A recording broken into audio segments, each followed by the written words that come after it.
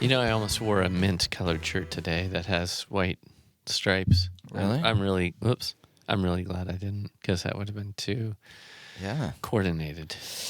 We would we should wear matching outfits. We should have been matchy. We would have been matchy. So yeah, for like America 250, could have gotten like, you know, the flag overalls, you know, like bib overalls. That would have been fun. I think that would be really cool.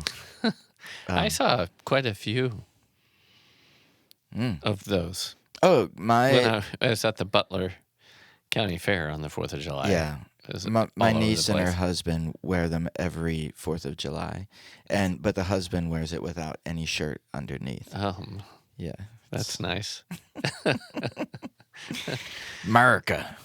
Yeah. America. All right. So anyway, I thought we would talk about the idea of this concept of being in the world but not of the world, because you hear it a lot. Like, what does it mean as a Christian or a Catholic to sort of have one foot in the world but one foot out of the world? Out of it, or you know what I'm saying, in right? the kingdom. Yeah, and I think that covers a bunch of different kind of things, like that balance or that tension between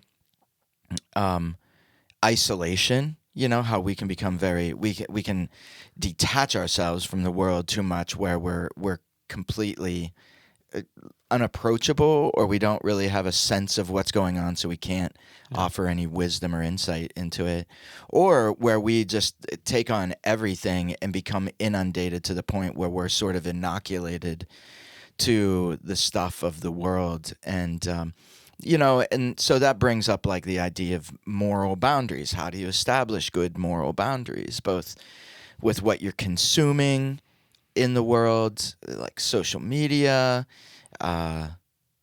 shows, commercial, like anything, and boundaries, internal boundaries. Like, how do you establish internal boundaries? So I thought maybe we could touch on some of those points. And yeah. No, it's good, because we do hear it all the time. It's like a throwaway line. You know, Christians are supposed to be in the world, but not of the world.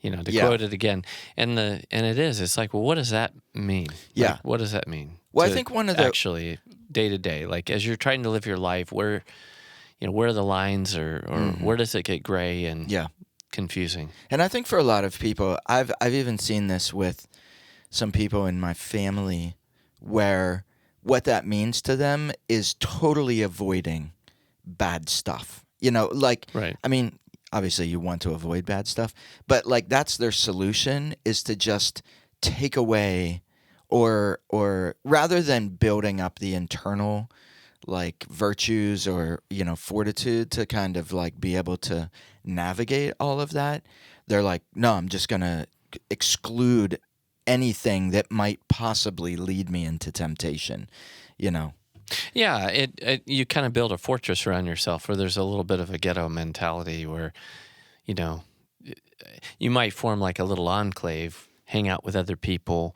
but maybe sort of partition the world off. And it's hard to reconcile that with with Christ's mandate for us to go out and be witnesses to the world. Right. But then when you go out, like, how do you participate in the life of the society around us in a way that doesn't cause us to be totally absorbed by the world or negatively influenced by it? It's tough. It's not so easy, especially as a family. I've seen it done really, really poorly. You're laughing, so there must be... Well, there's a great anecdote. Just a little anecdote. We had this one friend who, his version of what it means to be a Catholic out in the world, in the public space, and God bless him, but it was to, he created this tunic and had somebody draw, and it was really well drawn, Our Lady of Guadalupe on this tunic, but he would wear it in very public spaces, with like a massive cowboy hat. Also, it was a very strange getup. He was just being a fool for Christ. I Come on. guess, but I'm like, is that I always wondered of the effectiveness Yeah. of that. Like, Well, right. I mean, that's sort of like that. There's a kind of activism, I think, sometimes that people think, not that there isn't a place for activism, but being a witness in the world doesn't mean always being a gospel activist. yeah, I mean, there is the call to be a witness to our lives, but I think what we're trying to wrestle with here is how do you participate in the life of society in a way where it's like fitting and appropriate for us as disciples of Jesus, where we remain true yeah, to who we are as a people without getting absorbed by the world. That seems to be what Jesus wants us to do, rather than either completely plunge into the world or completely withdraw from it and have nothing to do with it, which is what, it's easy to see those kinds of extremes played out in people's lives. But Yeah. I think we're called to something different, which is to somehow be present, participating in the life of the world and the society, culture around us in a way that doesn't compromise our deepest values and convictions. Yeah. No, Yeah. that's a great point. And I think for me that's kind of, if someone were to ask me what does that mean to be in the world but not of the world,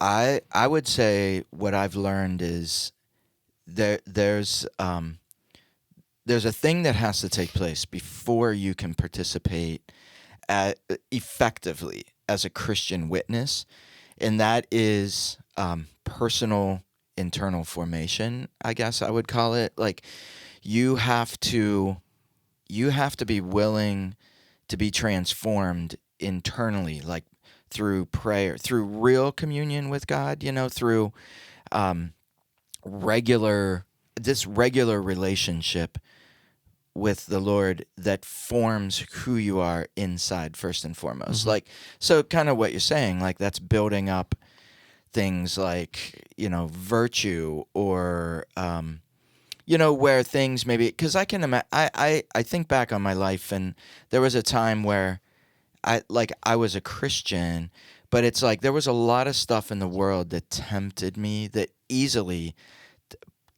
pushed into temptation, that would throw me off the rails. But what I realized was that I did not take the time at that time in my life. I wasn't taking the time to really fortify myself or build myself up internally, so that whenever I went out, I could see things or I could hear things and have a real deep understanding of like how bad those things were for me, or like how unfulfilling ultimately they were. Does that make sense? So it's like, yeah, absolutely. like you have to, so being in the world means that you're not like, you're able to be in the mess of it. You're able to watch a movie, or you're able to hear a song, or you're able to have a conversation with somebody whose values don't necessarily align with yours. But then not of the world means, but inside, you're always tethered to the Lord, so that all that time that it's almost, I'm trying to use a ton of analogies here, but like it's almost like you've got like the little floating buoy kind of like ring around you, and you're tossed into the water, right? And so you're like in the water, and there's all the sharks and stuff around you, but you're still tethered, like, so there's a safety, a security, you know what I'm saying? Yeah, they might pull you in and you don't have any limbs left, but Right, the you're sharks have bloody, eaten your legs and your arms. But then it's like a But video. you're You get okay pulled in, after you that. come back to the thing, and then it's like, boot, and your like body comes back, and they throw you back out again. Yeah. No, I know. Yeah, I know exactly what you're saying. I mean, we have to be grounded very firmly in our faith. There has to be an inner resiliency. And I think, like the formation question raises question of the developmental process of that growth. And so like we might be much more protective of like our kids Mm. from that kind of exposure. But there comes a time in which they have to have some amount of exposure, because it's like, well, what are you going to do under those circumstances? You can't just put your head in the sand. Yeah. You're going to be walking around. So it's like, yeah, I mean, you can put a filter on your internet, so that your kids can't get exposed to bad content. But at some point in time, they have to become their own self-regulating filter. Sure. They have to develop the interior resiliency. I mean, we all do, to be able to, turn aside from stuff that we shouldn't be looking at and viewing. And I think about, like, one example that comes up. There's a couple examples that come up for me, as you were talking. One is when I was a younger married man. Lynn always likes to go to pools. And when we would go to the pools, with the little ones, that was a challenging environment for me at that time. Like, it was just, there was too many temptations. So when we would go, it was important for me to position ourselves in a quote unquote kind of morally safe place, where I wasn't, like, there are certain parts of the pool where I could kind of be somewhat isolated and minding our own family business and not thrown into, But the reality is like, while I can be in a pool today and I can see all the same things, it doesn't have the same effect on me. It doesn't trigger, the wrong kind of responses in me, at least not nearly like it did, and not in the same intensity or frequency. And so part of that is, the fact that over the years I've grown, internally in my faith and in my moral maturity. Another example I think of is, and for a very different set of reasons, but like Lynn and I, sometimes, this, we go down to Vinoski Winery to go, see a outdoor concert. It's usually some kind of cover band, and it's just kind of like your standard 70s and 80s rock and roll music. And that environment, you look around at the people you're with, and there's a lot of people that are like, they don't seem to be living a wholesome Christian life, and it's like, should we be here? And sometimes we'll go down on the the main kind of like floor, and like dance floor, and we'll kind of like dance a little bit and have a few drinks and have fun. And I remember questions, like, early when we first started doing this, like, questions would come up. It's like, should I frequent a venue like this? Like, should we participate in this? Or is this like, am I in some way contributing to something that can degenerate in the wrong direction very quickly? If not altogether.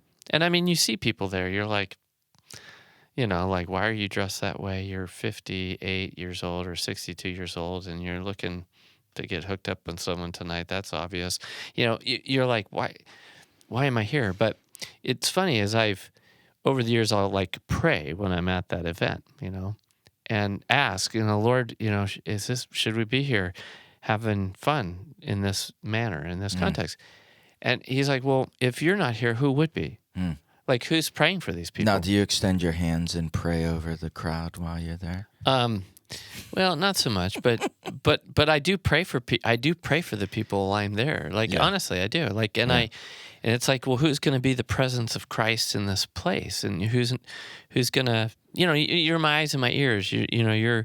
It's as long as you're here with your attention focused on me, and you're somehow trying to give me glory in the process of being here.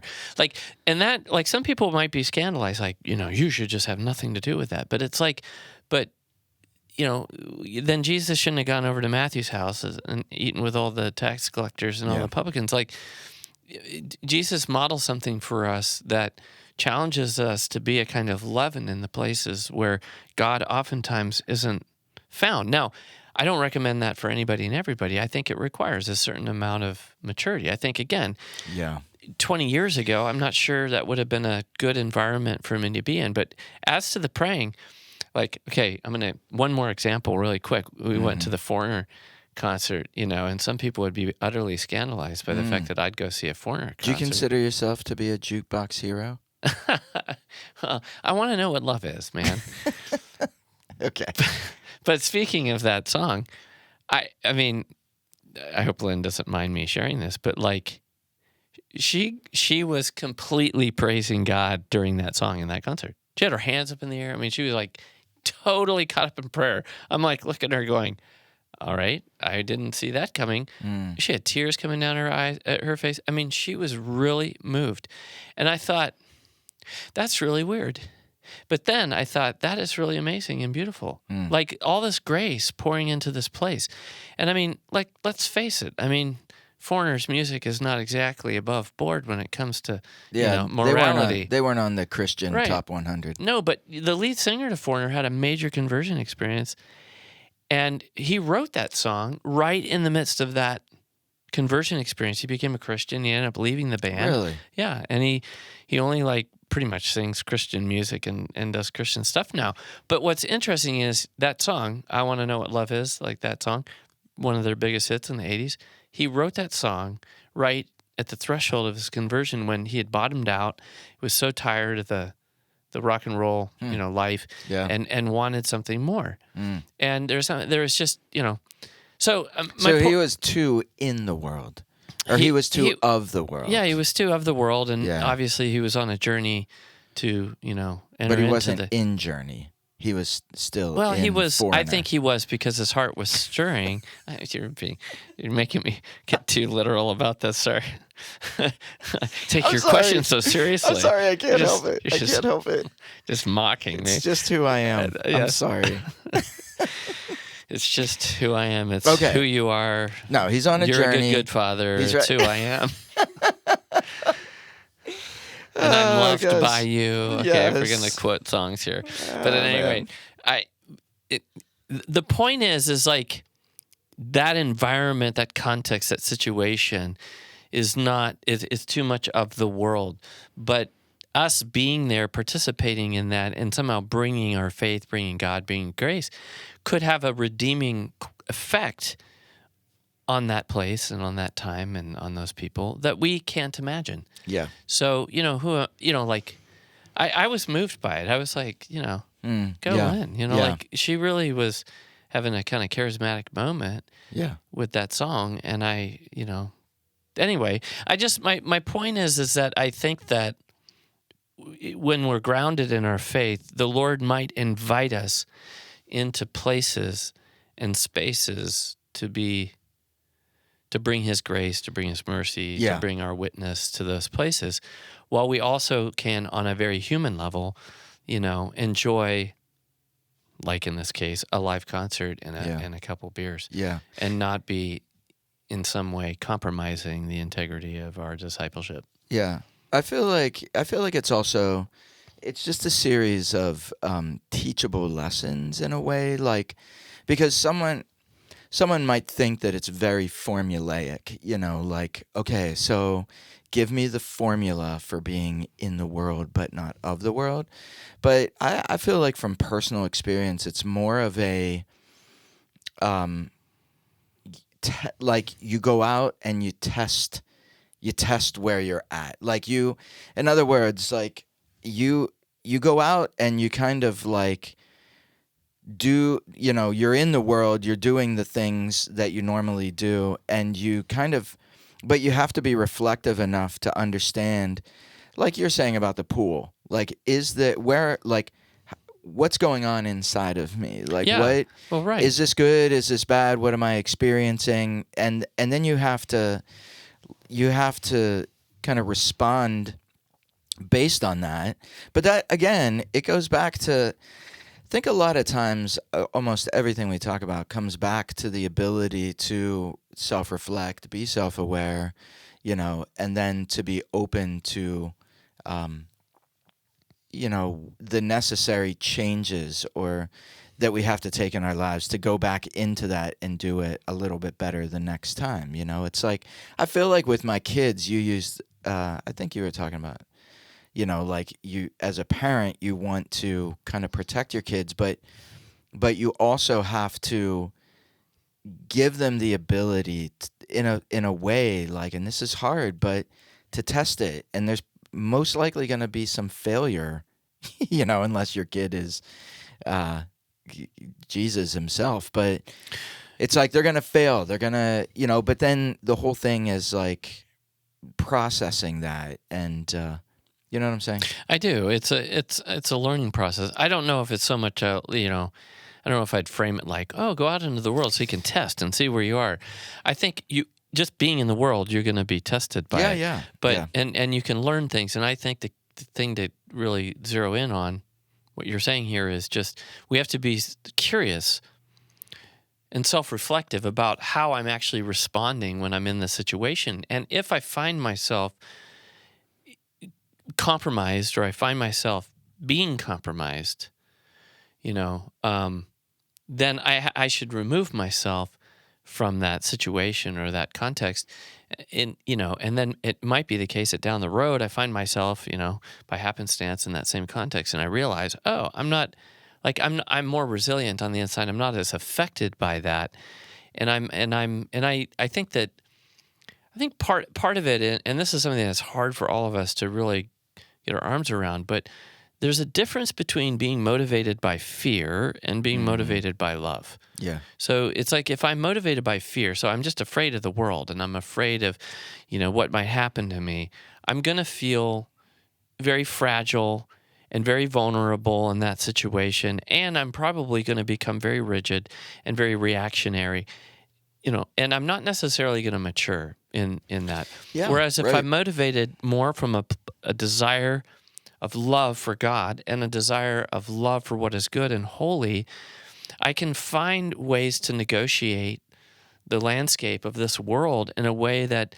I remain strong, but I remain a strong presence and witness of God in the world without being drawn into it or without succumbing to the temptations or even being tempted. I mean, if I'm really mature, those things aren't going to be tempting to me anymore because temptation is something that exploits a weakness or a vulnerability and where I still need more healing and I need more maturity. And so I need to do that work. And sometimes I need to do that work more in isolation, Yeah. Strengthening my relationship with the Lord and building good habits and things like that. But I don't feel that the Lord is calling, especially the laity, to run away from the world and not be participant. And it doesn't, by the way, it doesn't always have to be sexual. Like, for example, a person might have a real problem with being a shopaholic. Yeah. Do you know what I mean? And so maybe they go, to their favorite stores and they realize that they just fall into the pit of consumerism and they just, all they can think about is the next whatever they want to buy and purchase or the next vain thing or the latest fashion or style. Yeah. And it's like, okay, well.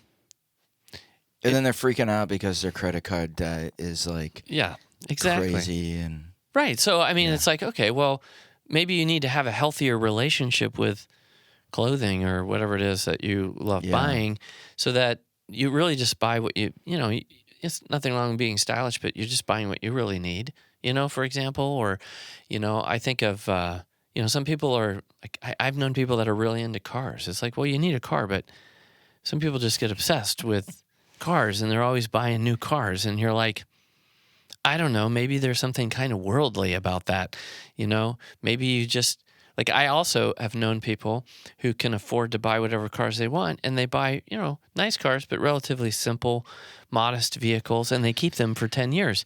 Like, so it's not just, I think it's easy to think it's just about sex. Yeah. It's about a lot of different things across the entire spectrum of quote unquote worldliness.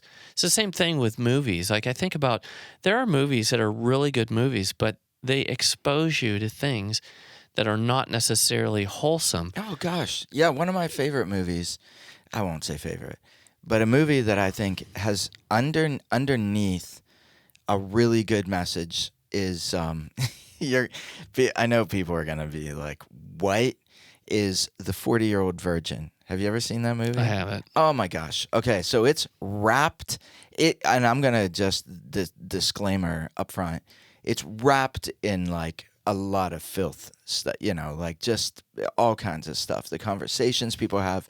But the underlying message of that movie is actually very pro waiting for marriage because the main character he's so tempted by all the people around him to just like, hook up so that he can quote unquote practice for when he is married. But he there's something inside him that resists that. And so there's a hilarious part at the end because he waits until marriage, and they play the song the Age of Aquarius, like, in the imagery is so ridiculous.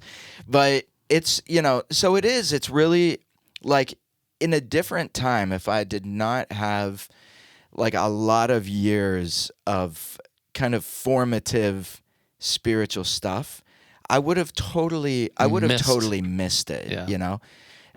But when I do have the opportunity, especially when that movie kind of came out, to talk to people who were like, "Oh, did you see that? It was so funny," and all they focused on was the external stuff, and I would be like, "Yeah, it's a great pro abstinence," and they're like, "What?" So it's like the ability to talk to people about the deeper meaning in it, but. Again, I would have been able to see that had I not had the time to be formed in a way where I can sift through that. And I feel like that's the whole being in the world, is sifting through the garbage. And the other thing I wanted to say about that real quick was my sons are really good at doing this, trying to justify that, they're not affected by the words of a song, or it's Yeah. about the beat, it's about the music. And it's like, I think the one thing people have to stop doing is trying to say that the content in and of itself has no effect on them. It does. Like, that's the whole idea of marketing and Or advertising. it certainly can. It can. Yeah. And for Yeah, and most people who are not well formed, it's going to creep in very subtly. I know it because I feel like that was me, like, Yeah. just letting stuff creep in Yeah. for a long time. But so you have to, I guess, like, you just have to be honest and real that what we're seeing, what we're hearing, what we're being exposed to can most definitely, and most of the time will, have an effect if we're not aware of it. Right. Absolutely. And I think going to that internal forum, it's this question of like how is a person affected? If a person develops a desire for something that's illicit or something that's not moral, like, I can see something and be kind of repelled, like, that's not right. Lynn and I were just watching a show recently where it was like, it was early 2000s, and the first season or two was decent. What But- show? It's called Everwood. Okay. And it just, like, it pretty soon it just veered into a direction, and it was like, okay, that's enough. We don't want to watch it anymore, because there's a distinction that I've often used talking about some content, like whether it's a song or whether it's a movie, it's kind of gratuitous, meaning it's kind of actively in favor of something that's, like, really Yeah. illicit. Like, Right. you just, like, this is not good. Mm-hmm. So you shouldn't be promoting it as good. But a lot of storytelling, whether that's in a song or whether in a movie or TV show, is just telling the story. And it's telling the story honestly. So, for example, I can think of songs, like certain Journey songs about relationships that went in the wrong direction. But the songs are told or sung from a deep place in the heart that's broken, Mm-hmm. because actually it didn't work out the right way as it should have. And as a Christian, I say, well, yeah, of course it didn't work out the right way because they weren't doing the right thing. But the song doesn't celebrate the wrong thing. It's just telling the story, and the emotional and dramatic effect of the wrong thing turns out the right way. Like, in other words, yeah, when you do this, it turns into a disaster, and that's the song you sang. So Yeah. it's true. Yeah. Whereas sometimes they tell a song, and it's like it becomes gratuitous in the sense that it's like you're telling this story either lyrically or in the TV show or the movie in such a way that you're flat out lying about how it turns out. Like, you encourage people to do this. Like, you encourage young people in this show. The first couple seasons, the parents were very protective about their kids not having sex. And we're like, okay, that's good. you can tell a story where kids want to have sex because that's the world we live in. Sure. But the parents were siding in the right way. Well, by season 3, pretty soon, the parents seem to be perfectly okay with their kids having sex and are kind of like encouraging it. We're like, okay, we're done. Like, that's what I call gratuitous. The same thing with violence. Violence can be real. It's like, okay, when people do stuff like this to each other and it's tragic on the other side of it, that's a truthful telling of the way it is in real life. So that's not gratuitous violence. It's just telling the story of human violence. But when you tell the story of violence and it turns out like you flip the moral script on its head and you make the gratuitous violence turn out triumphant, when it's like, well, it never works out like that in the real world. See, I think it's a matter of being discerning about whether or not what's being communicated aligns with the way the world really works or doesn't. Yeah. So I just okay. So I just what you're saying makes me think of, there's a lot of movies that I watch that I find to be really well done. They're well produced. They're well acted. They're beautiful to watch. But the content can sometimes be like morally objectionable or complicated. Like it's, and so like that movie that I just mentioned, 40-Year-Old Virgin. Like it's well done from a comedic movie. It's over the top. It's so much of it is over the top. And I would say the same thing. Judd Apatow, the director, does a lot of movies like that. So Knocked Up was another one where, it's like, unbelievable. Yeah, I know. But here's the thing. There is an underlying, there is at its core, and this is the same with music, like you're talking about, there can be an underlying goodness to what's at the center of it, but it's packaged in like stuff that is really like, oh my gosh. And the flip side, okay, so for me, that ends up being more real. Okay, so like, yeah, you can tell a pro-life or a pro-abstinence story in a real kind of way, because I'm here to tell you, most people are like this guy's friends. They're wounded, broken people who are trying to get him to like go off the rails.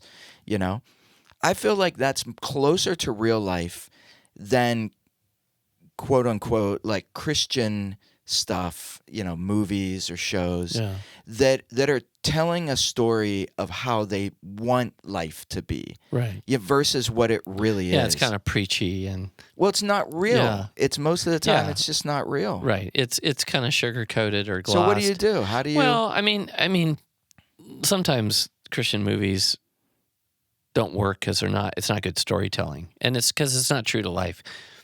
And it's an ideal that they want to present. Yeah, and it's just a sermon packaged as a movie or a TV show, and it doesn't work very well, and it doesn't do well usually at the box offices. I think we've gotten better at telling like more real life stories from a Christian perspective. But I think we have to deal with the messiness of things and the way things really are instead of this kind of sanitized version, and that's the problem. So I think on the one hand, it can be too sanitized and not true to life, and other times it could be too gratuitous, where it's not true to life either. And I think the best. So I want to bring this back though to the conversation, because I think that the point is like what are we permitted to participate in, out there, whether it's entertainment or whether it's events or culture and different things that are going on, and I think the answer to that is, well, we have to be discerning. And I think that in being discerning, we have to be discerning first of all about where we are in our own journey. We have to be discerning about what underlying message is ultimately being conveyed. Is it being honest, even if it's the wrong stuff with terrible outcomes? At least that's an honest telling. Like, you're right. When people do that, that's the way it turns out. That's a teachable moment. People can learn from that kind of storytelling. And the reason I believe that is because, as Catholics, we believe in the natural law. And one way to think about the natural law is that, God has written this law in our hearts, And there's a certain logic to the way we flourish, and there's a certain logic to the way we break, and it's consistent. Fornication never ends up well. Drug use never ends up well. All of this stuff, sometimes the world tries to push a message where it's like, you can do this and it's going to be great. And it's like, well, that's a lie, because no matter how many times you try to tell us it's going to be great, when people do this, their lives are destroyed by it. So when are you going to tell the truth that, so because the natural law, is unforgiving. We will always suffer if we violate the natural law, and we will always flourish if we follow it. I always say, thank God that God is merciful and forgiving and loving, because the natural law isn't. So we can participate in things, we can be present to things that are broken, because we need to be present to the brokenness of the world if we want the world to heal and be reconciled to Christ. So wherever the Spirit leads us to participate in the broken places of the world, if we have the internal resilience and maturity as a disciple, we should be there. That's what would make a person, for example, go and minister to a prostitute, or to people on the streets or whatever.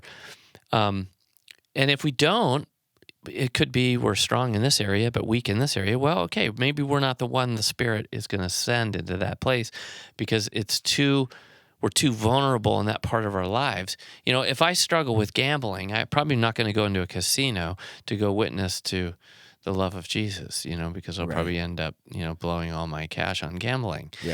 But someone else might not have a problem with gambling and going and being the presence of Christ. Maybe it's just for the sake of clean fun. You're going to go drop $100, go out with your friend or whatever and go. But the way you treat people, the kind of presence of God's love that you bring into that place, maybe you bring a redeeming presence of God's mercy into a dark place. I think that's not a bad thing, but we have to be really super discerning about it as people. And I think that's why we're trying to address this topic today, because I think we want to avoid the two extremes and find the mean in this. And I know we've talked about this a lot, but it's still such a difficult one, is the idea of loving someone without being permissive, or without celebrating or advocating maybe a life that they're living, choices that they're making. That also seems to be a really difficult one, because I think it, from a content perspective, that's maybe a little easier, because that is something that's more external in a sense. But the relational aspect of, especially if it's people that we love, who are objectively doing something that we have moral issues with, and they're just wearing it on their sleeve, and it's like, how do I navigate in the world but not of the world, in that sense, because that's really, it's hard. And what I see a lot of times happening is a lot of people will compromise their moral convictions for the sake of loving that or making that person feel loved, feel accepted, feel worthy.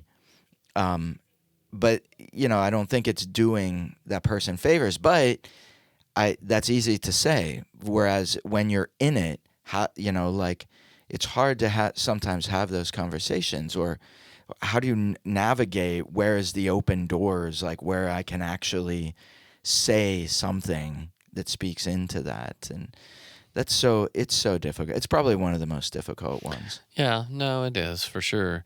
I think the same principles apply, though. I mean, we have to be discerning, and is this a new person God has sort of opened up an opportunity, and it depends on the disposition of the person. Like some people are kind of lost in the world, but they're kind of hurting, and they're kind of honest about that.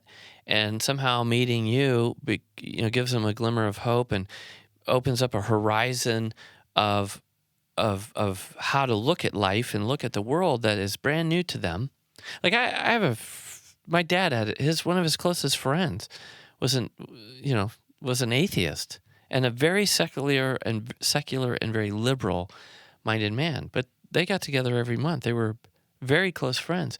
And my dad never, ever stopped talking about his faith to this man, ever. I think But I've did this brought him guy, up was he before. open to it? Was he Well, like, he yeah, wasn't. you He can talk wasn't about it? open whatsoever to what my dad was saying. But he didn't shut him But he down. was respectful of my dad, yeah. and my dad was respectful of him. And so I think that's an important criteria, because if a person that we're hanging out is disrespectful of our position and trying to, sort of proselytize us, or in a flagrant sort of way, just kind of put their value systems and rub it in our faces, I don't think we have any responsibility or obligation to associate with that person.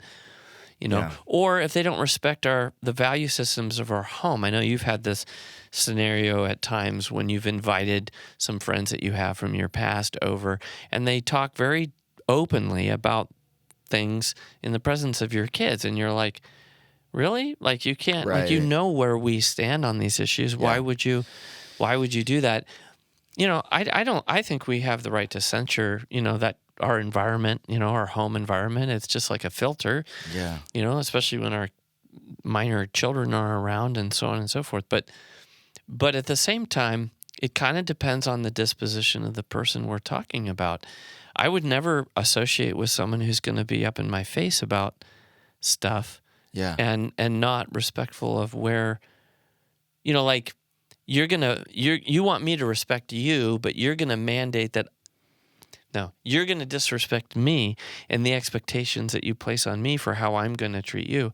And I think, well, if we're dealing with people like that, I just don't think we have any obligation to associate with a person like that. Sure. But there's a lot of people that are not like that. And I feel like where most people land is that they don't even have the self-awareness to know that they're being like that. Yeah. It's not like they actively enter into a conversation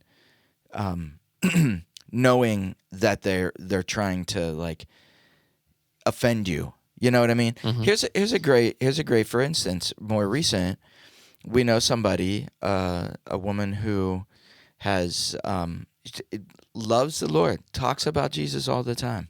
Like, goes to her church, a Christian church, every week, and has no problem talking about Jesus or Scripture. And but she recently has become a surrogate, for a couple, and it's it's like the Catholic sensibilities in me are like, man, there's so many things that, and I loves the idea of this, how she's helping people and she's going to be providing joy, and it's something great for her because she loves children, and so carrying another child is just this, but there's not a lot of room that she leaves open to the other side, so I'm always trying to, like, find the crack where I can present the alternative perspective, but the thing is, she's already started in the process, so it's it's not right. Maybe, so it's like, as gonna make her feel horrible about this decision she made with such good intentions, right? And I think that's what I'm talking about. That's where it's really hard, right? And it is hard, and I think that we have to be very prudent and very discerning about when to say something, what to say, all of that, because some people just don't have ears to hear and don't have eyes to see. And Jesus is pretty clear. It's like, I don't necessarily speak directly to people like that. Yeah. Because what can you do about it? And I think the hard part is, for me, this is where I wish the gospel had some of these examples, where it's like, Jesus encounters the person and they're still so like oblivious and they're still talking about their sinfulness, like where they're like, it's so good, like this, and how Jesus would respond. Like it's, yeah, because when she talks about it, I can't find myself saying things like, "Oh, that's so great," like I'm so happy for you, or this is such a great thing that you're doing, and I, you know, so I probably come across as like she's like, "Wow, you're really cold." I'm like, I don't know how to do it. I don't know how to respond. I don't know how to Right. respond. Like, what is the proper way of? Well, sometimes silence is it. It's not necessarily like to not respond isn't necessary. I mean, if it makes her feel a little bit uncomfortable, that's not necessarily a bad thing. Yeah. But I don't know. I mean, it just depends on the situation. I mean, you could maybe after she's all done with this, you could That's dumb. give her something to read that maybe Just gives her a kidding. different perspective. Yeah. I think what's hard with an issue like that, I mean, is that it seems like such a good thing for people. People just don't have the kind of moral formation to understand, to even grasp why there would be something wrong with that. Right. So I think Yeah. we have to be careful as Catholics because some of these moral issues are very complex and require a lot. They require one to embrace a lot of presuppositions that people don't have, and therefore, it's a conclusion to an argument that has many steps in it, and it's not self-evidently true to people, and so we can be judgy and like, oh my gosh, can't you see what's wrong with that? And it's like people have no idea. They're caught up in doing what they think is this really, really great thing. Yeah. And it may not be to the wiser person. Yeah. And it may or may not do any good, to say something. But, obviously that has to be a Holy Spirit-led Yeah. type of thing. I mean, Yeah. there could come a time down the road where the Lord, gives you a resource to pass on, or Yeah. it opens up the conversation. Like for example, it was like, after giving up the baby, I felt kind of weird about it. Yeah. Oh, we'll talk about that. Yeah. That little door might crack open, Right. and suddenly there you are, and you're like, well, tell me about that. It's like, well, I didn't when I said yes to this, I didn't think I would feel attached to the baby or feel conflicted inside. Yeah. Yeah. And then you're like, well, Right. talk about that a little bit. Like, do you think maybe that might be God's way of saying that this isn't such a great idea? Because, do you know that the stem cells of a child remain in the mother for up to 30 years? Did you know that? Mm. No, I didn't know that. It's like, maybe we shouldn't be carrying other people's Yeah. babies, I think that there's ways in which we can trust in the Lord to open up the right time and occasion to Yeah. have that conversation. Yeah. The danger is forcing it in, in an untimely way where we might turn the person away, harden their hearts. So again, having that kind of a friendship and relationship, as long as the person isn't being, gratuitously, neener, sort of in your face about their values, I think it's a good thing for us to walk in life with people like that, because when things don't work out the way they imagine, who's going to be there to help them put the pieces together and come to a deeper appreciation of the wisdom of God in that moment? So anyway, So in the world, not of the world. yeah. How do you want to wrap that up, man? Well, I guess I'll look at the camera and say this. Yeah, it's challenging. I think a big takeaway from this conversation is just that, we are called to be in the world, but we don't want to get sucked into the thinking of the world or the ways of the world. We want to remain, faithful disciples of Jesus as we journey through this life and are led by God into different contexts and into different opportunities and relationships in our life. So we have to be discerning. We have to be prudent. We always have to seek the path of wisdom, and we have to know ourselves deeply and intimately so that we can know where we might be vulnerable to temptation, but also where we're not and where God might send us so that we can be his witness of love and mercy and truth to people that are broken, hurting, and longing for something more. So hope you liked this episode. If you did, please like it. Please share it with your friends. Be sure to subscribe. Hit that subscribe button because it really helps us get these videos out to more people. See ya. The Wise Guys Podcast is a production of Preambula Group, a Catholic ministry dedicated to helping you thrive in the heart of Jesus. Visit us on the web at preambula.org and follow us on social media.